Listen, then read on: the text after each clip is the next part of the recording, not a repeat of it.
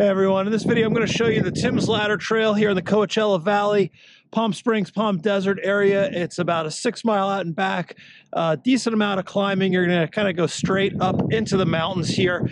Along the way we have some rock art over there and some other places, and of course some great scenery, including sweeping views of San Gorgonio, San Jacinto, Little San Bernardino, Salton Sea.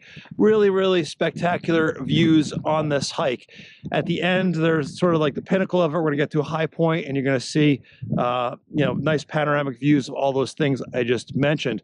Also at the end, we go into Joshua Tree National Park, into like a little nook and cranny of the park that's not accessed or close to any other trails. So you get to go into the park, which is a cool thing. There's not any Joshua trees there, but it is stunningly beautiful. Now, if you want to do the hike, I have a full guide on HikingGuy.com with the parking and the gear recommendations and everything. It is a little steep here.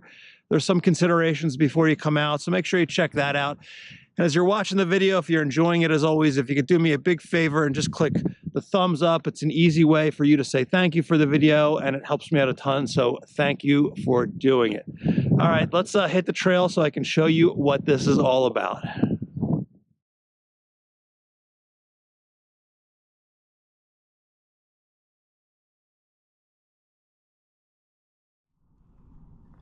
Okay, so we can park on the side of the road. There's not an official trailhead, but there is side of the road parking.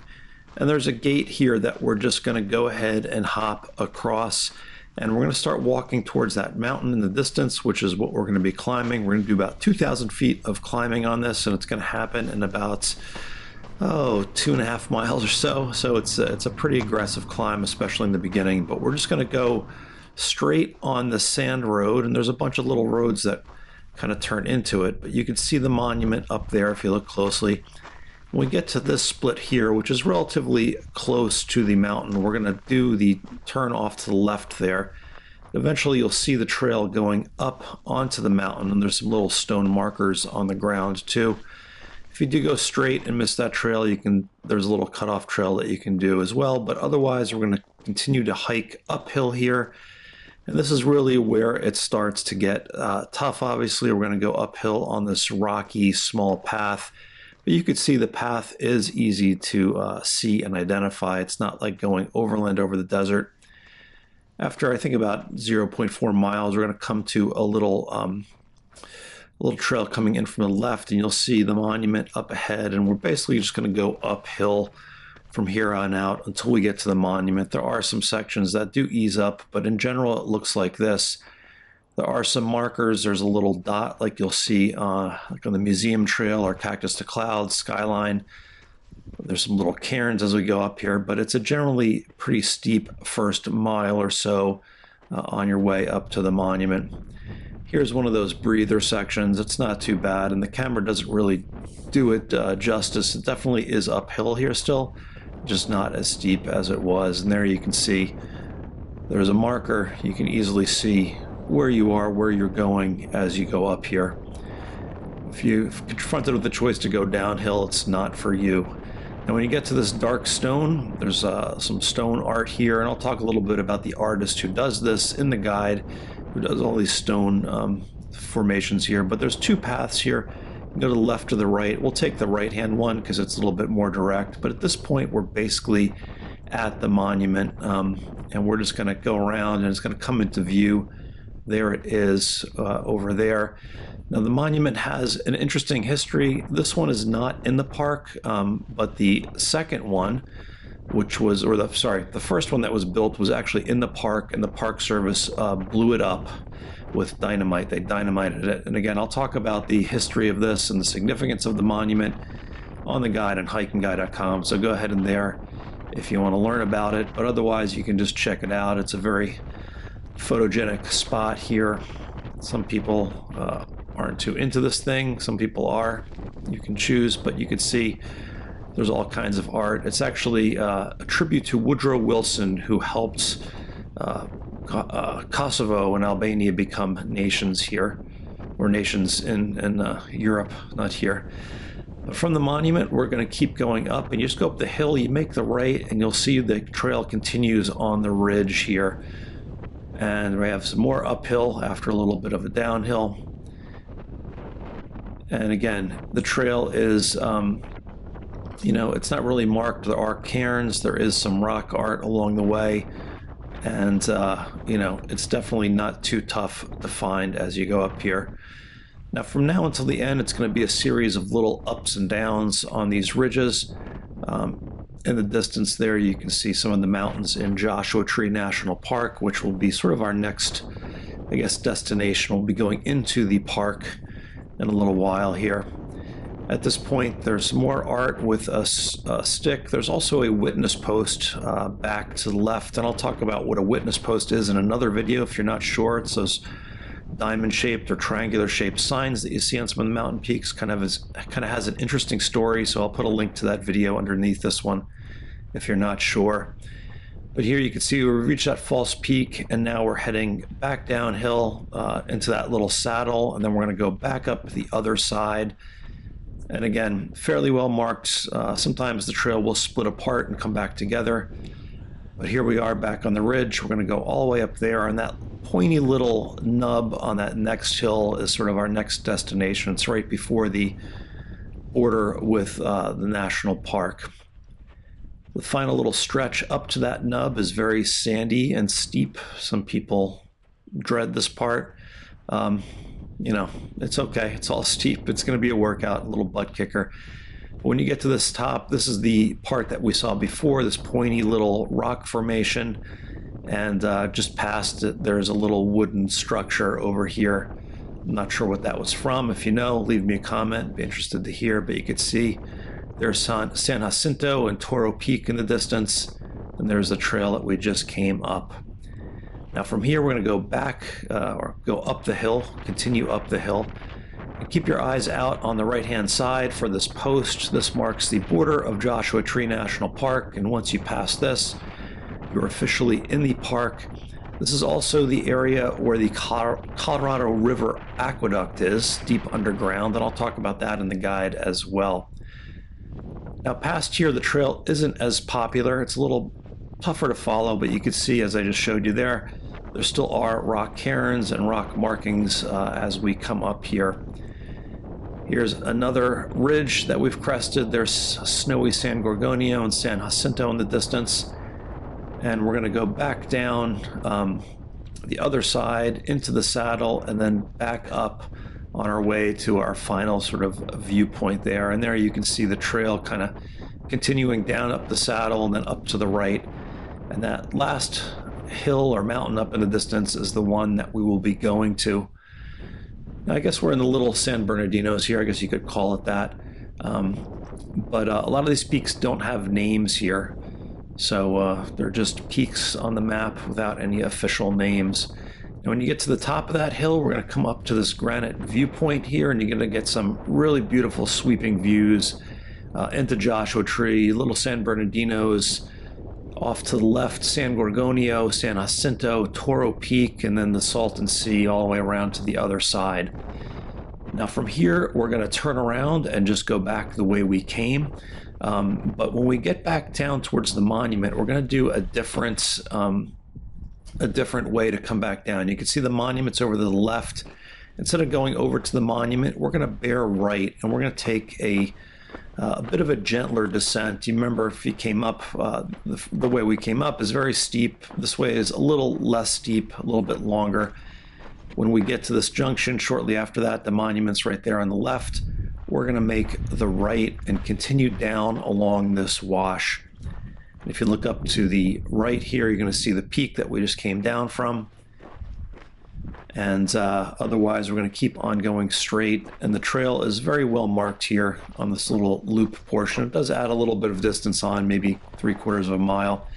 And there are a couple of steep sections like this one where it's going to go downhill. Definitely helps to have trekking poles on this hike. And I'll talk about gear in the guide. But we're going to go on down here. And then at the bottom of the steep part, there is a T-junction. You can go up to the right, but instead we're going to go down to the left and continue down this sort of cruisy I don't know, cruisy is a word. I'm going to say cruisy. This cruisy descent back down towards the flat desert part. And here you can see the trail sort of unfolding like a ribbon in front of us. It's pretty straightforward as you go down. There are some smaller use trails that pop off of this, but in general, you can see the main trail and there's cairns, and it's pretty easy. At this split, there's sort of a tougher shortcut off to the left, but we're going to take the main trail down to the right. And at this point, you can see the desert floor in front of us there. We're just going to keep on going down until we get to the desert floor. And when you get to the desert floor, you can either go, which is right here, this is the end, you can either just kind of cut across on that diagonal back to the trail that we came up on. You can go straight down to the road and go up on the road, or you can make the hard left here and go back along the base of the mountain. Whatever way you go, this will get you back to the car. It's only about 3/10 of a mile from here, and that's it. All right, so here we are in a 3D map. I'll show you what the lay of the land is. Let's go down to the parking lot. Actually, before we do, let me just show you what you haven't figured out already. It's really an out and back. We're going to start there, go to that viewpoint, come on back, and here's that alternate loop I told you about earlier. Now, in the directions, I'm going to talk about the Sky Valley Resort, which is across the street. In the guide, I'll talk about that. But this is generally a good GPS, or you could do a latitude and longitude to this trailhead. If you're wondering who Tim is, I'll talk about that in the guide, but he was the guy who started Sky Valley Resort with his wife Pam, but I will talk about them there. Here you can see there's a little parking area. We can park along the side, and we're going to do this part where we cut up along the desert, and we go straight on that road, dirt road here, sand road, and this is that turnoff to the left where we bear off, and then we go up the gradual path. You could also go straight. This is a little bit steeper in here, whichever way you want to go. It doesn't really matter. But from here, you can see that we are following the ridge up till we get to the monument. And it doesn't do it justice here. It's definitely a steep and rocky path as we go up. And you can see here, we're following it up. We're following this ridge all the way up until we get to this flat area. This is where those dark stones and that little stone sculpture was. We do this cut across over here until we get to the monument, which is right there. Now from the monument, if we go back a little bit, look up, it's a little bit tricky as you go. When you're looking up here, all of these little hills are kind of false summits as we go to this final one over here. I also marked in the GPX file some tent sites. You can camp here if you want to. People have obviously done it before, and I think it's just, I'm not sure who owns it. I know actually I do know who the Conservancy owns it. I'll talk about that in the guide as well. But you don't really need a permit or anything, at least at this point, the hike there. This is where that witness post, the benchmark was. We crested this, back down to the saddle, crest another one, back down to the saddle, up along the edge here. And here we are at the viewpoint. This was that big pile of rocks that I mentioned. And this is also the border of Joshua Tree National Park right here. And it's also where the Colorado River Aqueduct is underground. And there is an access point. If I zoom all the way out, if you really want to see it, it's deep underground. And I'll put a link to a pretty cool website that gives you the story of it on the guide. But if you go over here, there is an access road that goes up, and you can go in and view an access grade. It's down below there. There it is, where you can actually see down into the aqueduct. Pretty cool stuff. But anyway, let's go back to the trail. Here we are back here. This was the border. We're going to go from the viewpoint. We have a couple more ups and downs until we get to this final viewpoint here. Now, there are definitely smaller tracks that go around, and I don't know if they're people tracks, animal tracks, combination of both. But if you wanted to keep going, you definitely could. And I did explore it a little bit. I didn't feel confident in recommending it to everyone, but you can explore in there. It's the desert. And actually, if you cross all of these, you'll come to Covington Flats area in Joshua Tree. It's right over this mountain over here. When I say right over, it's probably a pretty significant effort to navigate that and get over there, but you definitely can. Maybe I'll do that in another guide. But if we look around from here, There's San Gorgonio, San Jacinto, Palm Springs, Coachella Valley, Toro Peak, and then the Salton Sea is over there. Now let me just show you the alternate route back. All right, so when we're coming back, this was where that monument was. And instead of going back down this way, we're going to do that split off to the right. We're going to follow this down. It's going to follow this wash over here up above. Then we cut over to the left. This was that T-junction. Cut over to the left and continue to follow this down. And this was those shots where I said it kind of unfolds like a ribbon. It's you can see it the whole way. We come down. This is where we bear right, and then we get back down to the desert. And from here, like I said, you can go this way and then cut across the street and back down. You can go right around here and come over, or you can just go straight and then walk back along the road.